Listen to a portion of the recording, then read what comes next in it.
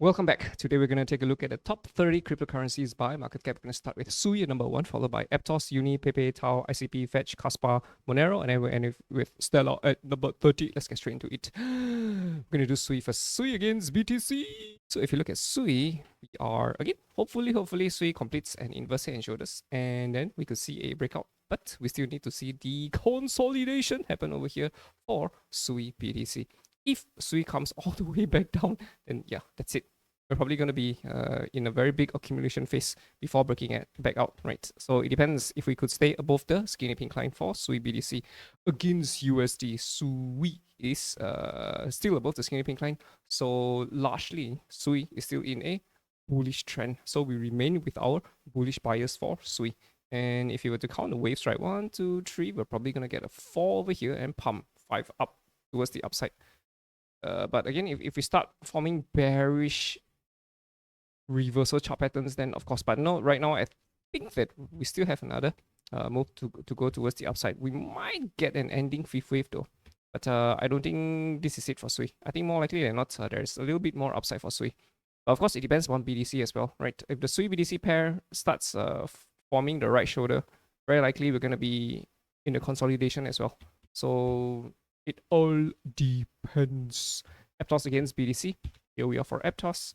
I'm not too sure what the Aptos wheels are doing, right? We've hit the skinny pink line. I think it's going to act as a resistance. And sure, we could break higher, but I suspect that we could still be coming back down. No clear signs of a bullish reversal yet for Aptos BTC. Against USD, Aptos is above the skinny pink line. Sure, we could still continue higher. But, bro, what's this? What is this? I don't understand.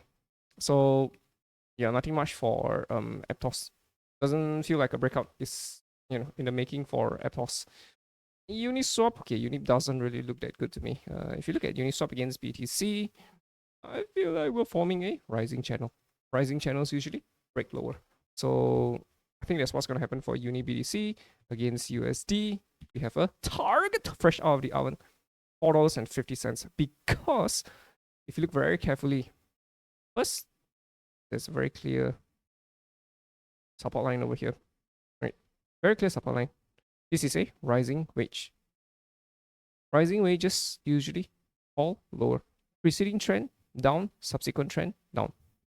Right.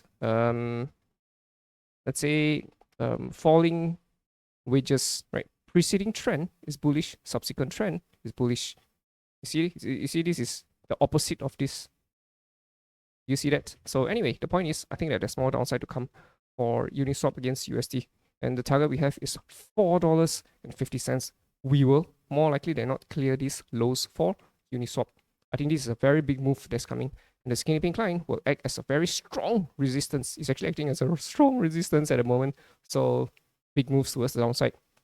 I am not too sure if we're going to be completing a big head and shoulders as we collapse lower.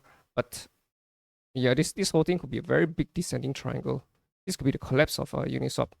I don't know if that's going to happen or not, but the next level that we're looking at is $4.50. So be careful about going long Uniswap at this level. PEPE against USDT. PEPE against USD. Here we are for PEPE. I think PEPE is going to go down. So these are two targets fresh out of the oven for PEPE. And if you look very carefully, right, the rallies for PEPE have been weak. Again, study price action. You see, very strong move up, very strong move down.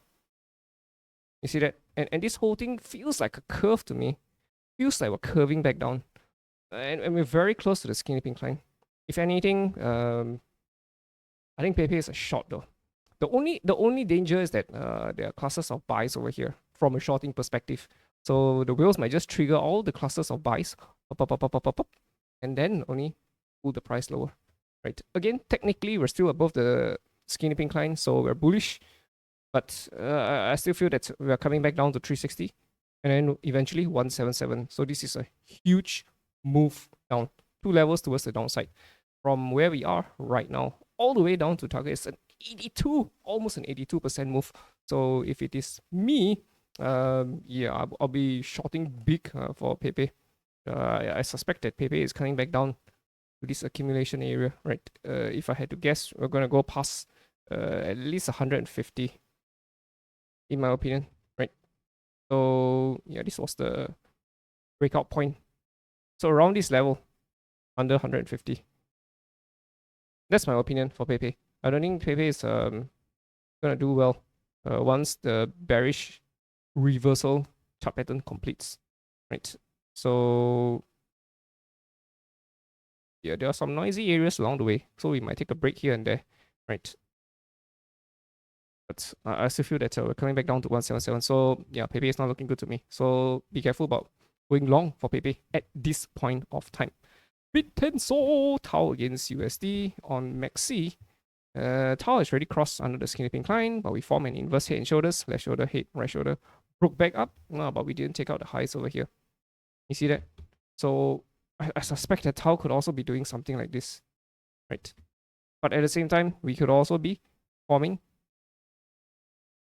a very big descending triangle, dropping down back towards the breakout level. I don't think so, but yeah, I still think they're coming back down eventually, right? 300 again. This is the very, very big accumulation consolidation area.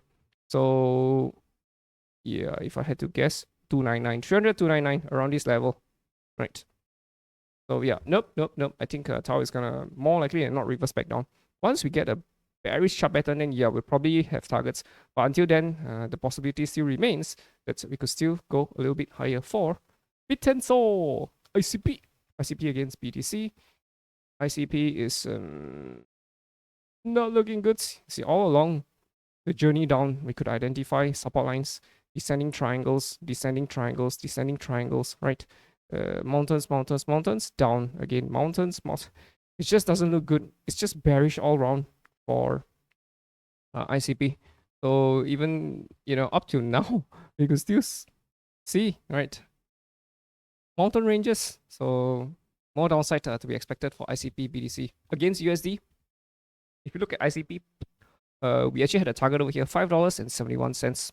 We're still loyal to our 571 target. Right now, we are also completing a very, very likely bearish continuation chart pattern.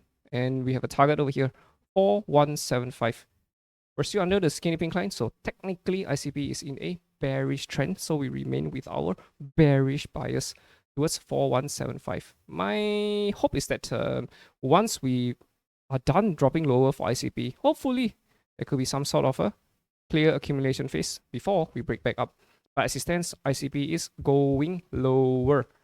Fetch against BTC. If you look at Fetch BTC, we've crossed back under the skinny pink line. I'm going to lean towards the bearish side of things, right? There were many times where, like for example, we crossed the skinny pink line, we failed to break back higher, but eventually we did break back higher, right? These are all outlier moves. Normally it's not like that. So Fetch is an outlier in the past, but how long are you going to remain as an outlier, right? But anyway, the point is, once you're under the skinny pink line, we remain with our bearish bias. And we assume there's more downside.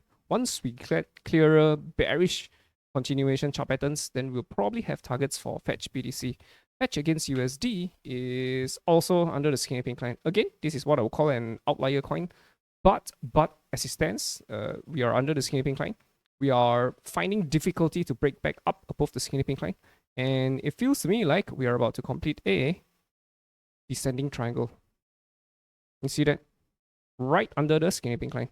So my guess is we'll head towards, not guess, we have a target over here at 61 cents, and eventually we expect 23 cents. So that's Fetch for you. Sure, you may argue that, oh, it's an AI narrative. Oh, it's a combination of three. Yeah. Technically, 61 cents, more likely than not. So be careful about going long for Fetch. Kaspa. Kaspa is something that we have been monitoring for a very long time, and we've crossed the skinny pink line. Fetch, in my opinion, is also completing a very, very big.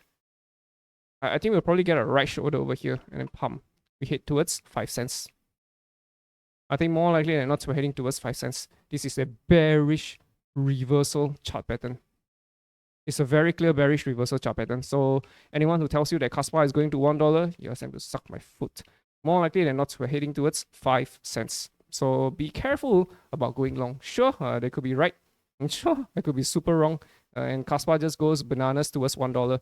But more likely than not, we will be heading towards 5 cents first. And then probably eventually one fine day, we start reversing back up. When will the day come? I don't know. I don't know. There's a high chance that we will probably clear these clusters of cells here and here. Right, all the way down. So as it drops here, we'll probably get a bearish continuation. We'll drop a little lower and then a little lower. We should be able to count 5 waves though eventually. So that's my take for Kaspa. I think more likely than not, this is the very, very, very beginning of a super bearish trend. When I look at the charts right recently, I feel like the charts, crypto in general, is pricing in a Kamala win. Sadly. But yeah, it is what it is. It is what it is. Monero, here we are for Monero against BTC. What's happening? Nothing much. It's just in a downwards trend against BTC.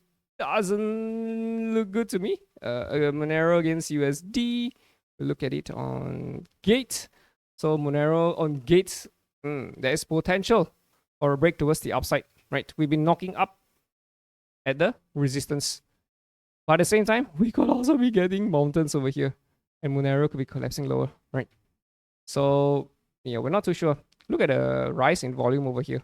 It's like as if the whales are preparing to move their money out of the wherever that you're from. Let's say you're in the US, you start buying Monero. You want to move your country out, move your money out of the country.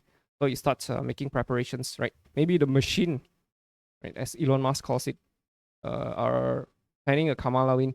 They know that there could be a collapse in the economy. So yeah, they just want to move their money out. Anyway, my point being that the upside is still valid for Monero. So far, I've been sharing a lot of bearish targets, right? Monero, we have bullish targets. Weird, right? Weird stuff. So yeah, it is what it is. It is what it is. It's scary, but it is what it is. Stellar Lumens against BTC. Here we are for Stellar. Stellar is still under the skinny pink line. No clear signs of a bullish reversal. Stellar Lumens against USD. Here we are for Stellar. Stellar is, in my opinion, more likely than not to hit back towards 5 cents and then 4 cents. Just a gentle reminder that Stellar Lumens in the bigger time frames is potentially completing a very big AB.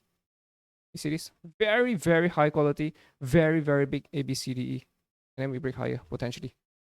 Right. But yeah, we could be heading back towards 5 cents first before the breakout happens. So be careful about rushing into a long for Stellar Lumens at this level. Be very, very careful. More likely than not, we will break out. But if and when the breakout comes, my guess is 2027, 2028. We'll probably hang around here a little bit longer before breaking out. 2027, 2028. That's my guess. So be careful. Stay safe. Stay very, very safe. You might think it would happen in Q4 of 2024 or Q1 of 2025. Yeah, but surprise, surprise, it could take a few more years. All right, hope you guys have a great, great weekend ahead of you. See you in the next one.